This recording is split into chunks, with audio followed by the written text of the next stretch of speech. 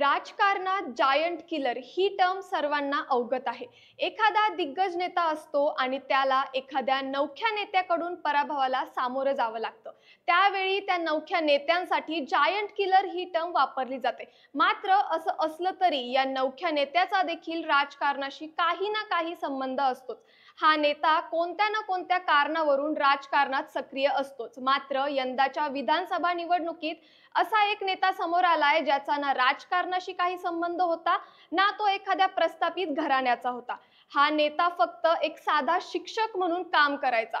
त्यानं निवडणुकीच्या महिनाभरापूर्वीच आपल्या नोकरीचा राजीनामा दिला आणि विधानसभेत थेट 3 टर्म आमदार असलेल्या नेत्यालाच पराभूत करत जायंट किलरचा किताब मिळवला।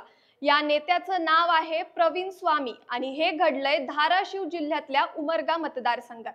चला तर मग त्यावरच आपण आजच्या व्हिडिओत चर्चा करणार आहोत। पण त्यापूर्वी तुम्ही जर चॅनलला सबस्क्राइब केलं नसेल तर सबस्क्राइब करून घ्या। नमस्कार, मी आर्या राऊत आणि तुम्ही बघताय महाराष्ट्र भूमी। धाराशिव जिल्ह्यातला उमरगा विधानसभा मतदारसंघ हा मतदारसंघ शिवसेनेचा बालेकिल्ला म्हणावा लागेल। गेले 15-20 वर्षापासून उमरगा मतदारसंघात शिवसेनेशिवाय दुसरा कुठल्याच पक्षाला थारा मिळालेला नाहीये। या मतदारसंघात शिवसेनेची बीजं रोवली ती रवींद्र गायकवाड सरांनी।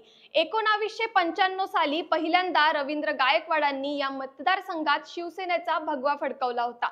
त्यानंतर 1999 चा पराभव वगळता इथं शिवसेना एक शिवसेना हाच पाडा आहे। 2004 च्या विधानसभा निवडणुकीत रवींद्र गायकवाडांनी प्रतिनिधित्व केल्यानंतर 2009 पासून हा मतदारसंघ एससी प्रवर्गासाठी राखीव झाला।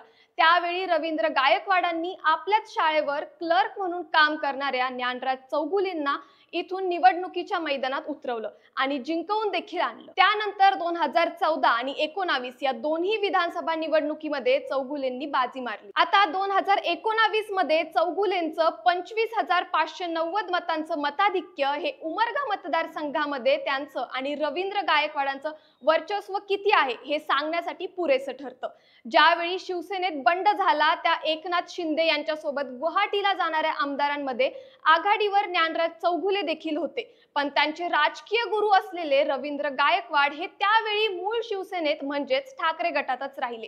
त्यावेळी झालं असं होतं की ज्ञानराज चौगुलेंनी आपण रवींद्र गायकवाडांच्या सांगण्यावरूनच शिंदेंसोबत गेलो असं म्हटलं होतं। त्यांच्या या वक्तव्यामुळे रवींद्र गायकवाड हे अडचणीत देखील आले होते। त्यांना माध्यमांसमोर येऊन ज्ञानराज चौगुलेंच्या भूमिकेशी आपला काही संबंध नाहीये असं स्पष्ट करावं लागलं होतं।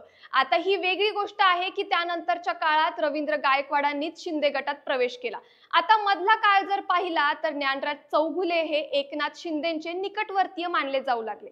गेल्या 2.5 वर्षात एकनाथ शिंदेंनी चौगुलेंना मतदारसंघात कधीच निधीची कमतरता भासू दिली नव्हती। आता यंदाच्या विधानसभा निवडणुकीची जर गणितं पाहिली तर ज्ञानराज चौगुलेंचं वर्चस्व तसंच त्यांना रवींद्र गायकवाडांची असलेली साथ, समोर प्रबळ उमेदवार नसणं आणि विशेष म्हणजे एकनाथ शिंदेंचं पाठबळ, या जोरावर चौगुले विजय चौकार मारतील अशी एक शक्यता सगळीकडे वर्तवण्यात येत होती। मात्र झालं काही उलटच। ज्या चौगुलेंच्या विजयाची हमी देण्यात येत होती त्या चौगुलेंना पराभवाला सामोरं जावं लागले आणि तेही अगदी नवख्या उमेदवाराकडून। होय, ज्ञानराज चौगुलेंच्या विरोधात यंदा मैदानात असलेल्या ठाकरे गटाच्या प्रवीण स्वामी यांनी कधी साधी ग्रामपंचायत देखील लढवली नव्हती।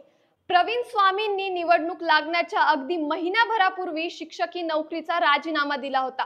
त्यापूर्वी काही प्रमाणात ते समाजकार्यात आणि शाळेतील उपक्रमातून सर्वांना परिचित होते खरे, मात्र थेट विधानसभा लढवतील इतकं काही त्यांचं वलय नव्हतं।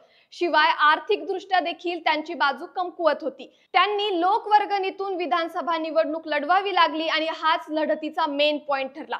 स्थानिक पातळीवरचे पत्रकार सांगतात की याच लोकवर्गणीच्या माध्यमातून प्रवीण स्वामींनी आपला जनसंपर्क वाढवण्यात आणि लोकांपर्यंत पोहोचण्यात मदत झाली, ज्याचा फायदा त्यांना थेटपणे निवडणुकीत झाला। त्या व्यतिरिक्त या भागात ठाकरे घराण्याला मानणारा मोठा वर्ग आहे आणि ज्ञानराज चौगुलेंनी शिवसेना बंडात सहभागी होण्याचा घेतलेला निर्णय हा उमरगा मतदारसंघातील मतदारांना आवडलेला नव्हता। त्यामुळे या गोष्टीचा देखील फटका इथं चौगुलेंना बसला। तसंच खासदार ओमराजे निंबाळकरांनी देखील इथं आपली ताकद लावल्याची बाब देखील निर्णायक ठरली आणि एक साधा शिक्षकी पेशातला माणूस 3 टर्म आमदार असलेल्या नेत्याचा पराभव करण्यात यशस्वी झाला। तसंच महाराष्ट्रभर आपली ओळख जायंट किलर म्हणून प्रस्थापित करू शकला। आता यावर तुमची प्रतिक्रिया काय आम्हाला कमेंट्समध्ये नक्की कळवा. धन्यवाद.